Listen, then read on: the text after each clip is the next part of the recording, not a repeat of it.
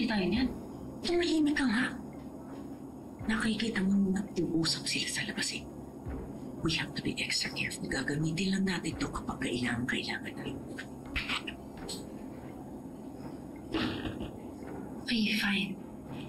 Tita, please tell your men to do something about Ikit. Ayokong nakikita siyang nananalo. Gusto ko bumabagsak siya at kawawang-kawawa. Hayaan mo na siya. Their victory will be short-lived. Oras ang palabas tayo dito. Dudurugin natin ng pinong-pinong mga yan. Mas pino pa kaysa buhangin ng Boracay.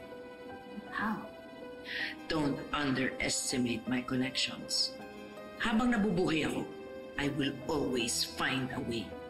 Kaya maghanda na yung mag-inang Mayumi at Marikit sa tindi ng paghihiganti ko.